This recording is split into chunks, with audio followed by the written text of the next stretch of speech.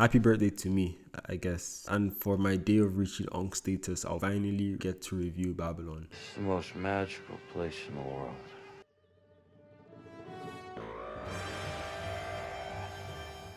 I really do not hide how much I love this film on this channel.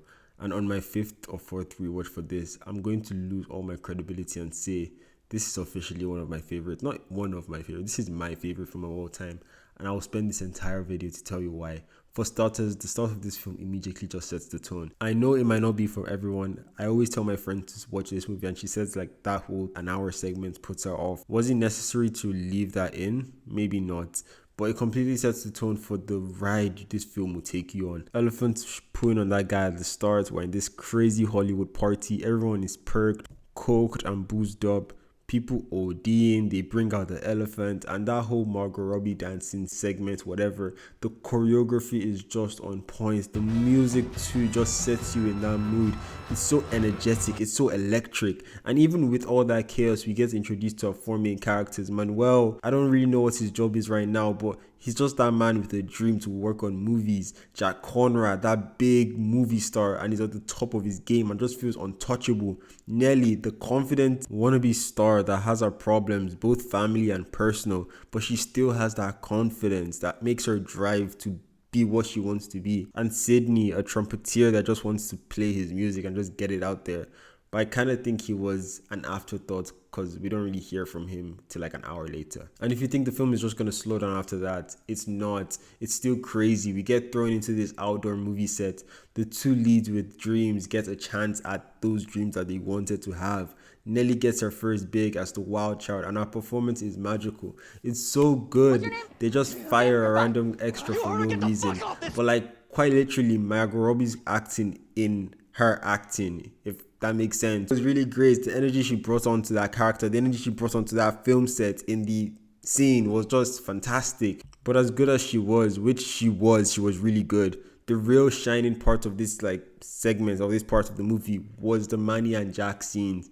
Jack working together kinda, but seeing the madness again on the movie production, the whole war scene was just, it was a literal real war scene, no regulation. These background guys were not holding back. We see most of them just like actually like throwing it out there and they're mostly getting hurt. But that doesn't stop them. They're still gonna keep on shooting, having the live orchestra just play the music. I don't understand what the point of them playing the music is because they're not recording the music, but it doesn't matter. We still see that production. The production assistant is just also dying on set, and the executive pinning the blame on him, saying he has a drinking problem and saying that he ran into the pool by himself, and them just moving all that shifts that responsibility onto this random bloke Manuel because he's a friend of Jack Conrad all of a sudden. Then he has to not get this camera and we get that one beautiful satisfying scene. And like that, Manuel and Nelly, they have reached that point. They're closer to that point that they both dreamed of. But we forget about Sydney because like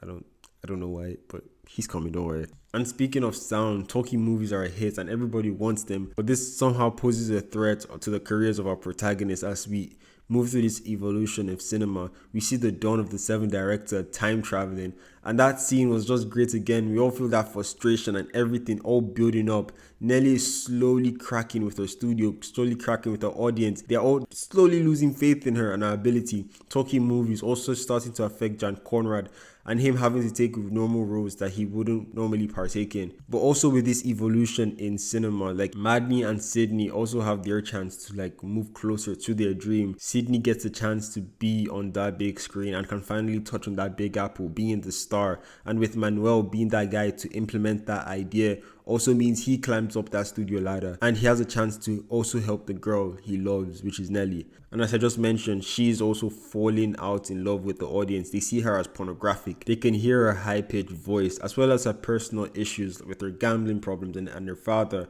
affecting the studio's fate. And we approach the climax resolution. I don't know. Well, bad things just happen. But not to you, Manuel. He's been great.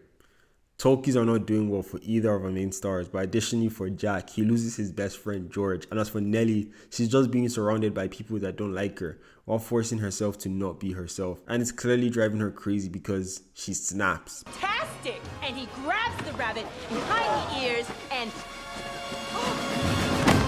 And as for Sydney, that one black guy surrounded by a bunch of white people, that was starting to chip onto his patience. I can really sympathize for both of them because at that party when they're in LA, I can feel their uneasiness, their uncomfort. Those rich folks, they're just awful, and their frustration expelled from both of them. Nelly in particular, you can understand it. And that starts to lead all to their downfall. Jack, his decline, him being confused as to not understanding what's going on with himself, doubting himself, and just that monologue of the realization that it was completely out of his control and he was basically just finished. And how expendable people like him are in the industry, in any industry to be honest. And to keep it like simple, the quote Eleanor, it was just bigger than him.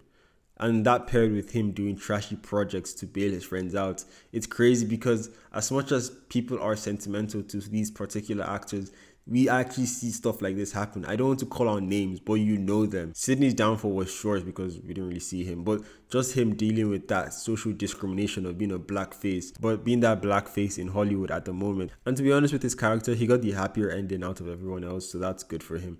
Although what he had to go through was pretty terrible. And it's a bit contradictory to what I'm about to say, but he got to choose his own way out. And for Nelly, she just couldn't handle being herself. Well, I mean, Hollywood couldn't handle her being herself. It couldn't handle her being Nelly Leroy. And that paired with her addiction set her off in this death-driven path. And with the power of love, Manuel followed her in that path and sends both of them to their career peril. Then we get a bit of filler. And personally, I don't mind the Tobey Maguire scenes, but I can understand if you were to trim anything out from this 3-hour movie, 100% you cut this out. But hey, it's in the movie. I don't mind it. It's funny. It's a bit out of place, but it's funny. It gives it also adds to a bit of like this tension. I don't know.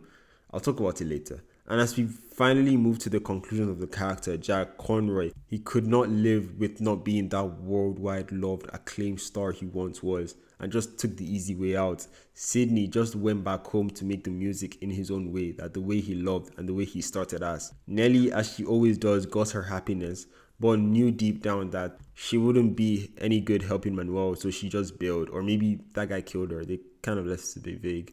And as for Manuel, he just lost everything. He lost his dream. He lost his love. He lost his new home. Had that brief moment of joy and what he truly wanted from the start, but he just lost it. I loved the Manuel-Nelly relationship in this film. I do wish we dived way more into it. It was hinted on the screenplay, like more scenes with them interacting and everything, but still got its own show on here. Like, I never noticed this, but at the start of the film, when Nelly walks away, you can hear Manny saying "Te amo" for the first time to her. And he makes that conclusion hit even harder. And even the hint of jealousy and, you know, the feeling when you see that one girl you love, but like she's that one that got away. Manuel just did really well. Shout out to you, Diogo Calves. Your performance was really good in this, especially for you. I don't know if this was probably not your first role, but like this was your first major anything, and it was great. We also see when he goes to New York and he bumps into Nelly, he gives her that stare and that joy when he finds out that she still remembers him. And then that other party was it Jack's party? I can't remember. But like that party when she says that thing to Jack when he's right there, and also when she's like with Lady Faye, you can feel like that anger, that jealousy, that sadness. He throws everything away. Well, not really everything, but he leaves Jack, the guy that put him where he's at, to help revive her career, then throws away his own career just to keep her safe and to be with her. And that is what it took to finally be with her. And when we get that Te Amo scene, truly heartfelt stuff, and love can really, really make you blind. As much as he did so much for her and loved her, he really could never see the signs that she was just not right for him. I just really wish we could have traded like Sydney's entire arc for more Manuel and Nelly depth, because Sydney was one of the weakest parts of this movie. People always say the ending is pretty unnecessary. It doesn't age well. And the Tobey Maguire scenes were a bit pointless. And see, I agree with that, but also Sydney. I feel he was more of an afterthought in this movie. Like, his development does not start till after an hour of the film. And even after that, he's just in the film for like 10 minutes at best. But on the flip side, Jack Conroy, to see his decline as this big, massive superstar that is pretty much unstoppable train of success, to people not being with him anymore, people not taking him seriously anymore, and him just looking back and just accepting everything. I've been the luckiest bastard in the world. I had a good run, didn't I? And besides the main characters, I also love the side acts of this film too. Lady Faye and George, being Jack's closest friend in this, made him sort of like down to earth and normal, and shall I even say, and seeing how much both of them, as well as Manuel, just had an impact in him. Also, that Lady Faye and Nelly bond, as she saved her life and they both had this thing and she had to lose it because of that failed attempt to revive Nelly's career. Tobey Maguire's cameo is so out of place, but I thought it was pretty funny and gave this film sort of the momentum to push the film forward in an engaging way. Eric Roberts playing Nelly's father, just an idiot that just wants to make a buck off his daughter without her best interest, and part of the reason of her downfall. Overall, the start of this film to the end, it's just vibrancy and energetic and just keeps me locked in and entertained throughout, as well as that score. I'm not even one to normally compliment or notice the score in films. Obviously, if it's a musical, I will notice, but the music in here is just so direct, and that's paired with the montage-like editing. It does help to convey that energy I'm talking about. And on its own too, that soundtrack is just a banger. I literally could not get that score out of my head on my initial watch over a year ago, and that is something that really never happens to me. It's a musical score I constantly revisit. Also, the quick style of editing this film has too, it does lead to some awkward cuts here and there, but its use of montage like cuts adds this intensity, this pace, especially since it's a 3-hour film. And I'll keep it honest with you, the first 2 hours of this film flies by. You don't even notice it, at least for me. And after that, it sort of starts to feel like the film slows down that energy to convey its message. But it's still interesting though, but it kept me locked in to watch it and finish it without being exhausted. We'll say its flaws for me was not really expatiating on that Manuel's jealousy with Nelly, including Sydney in the movie, but it's not like he did not add anything to the movie. Although his arc was one of the weakest, I still believe it was good for what it was, but I would have favored more Nelly Manuel depth. Also, in conclusion, maybe not include the whole Tobey Maguire segment, as much as I love the actual ending of the film too, to show the beauty of cinema and everything. It was really satisfying on that first viewing in the theater. Like, I was, the whole film paired with that conclusion, I was blown away. I was like, 10 out of 10, masterpiece, all of that. But on a rewatch, multiple viewings, it does not really translate well with the film, I will not lie. But this film, like every other film, it has its lovers, it has its haters, but I will always be a Babylon lover. If this film has no fans, I'm dead. Thank you for watching this video. Happy birthday to me, and I'll see you in the next one. Bye. It's the most magical place in the world, wasn't it? It was.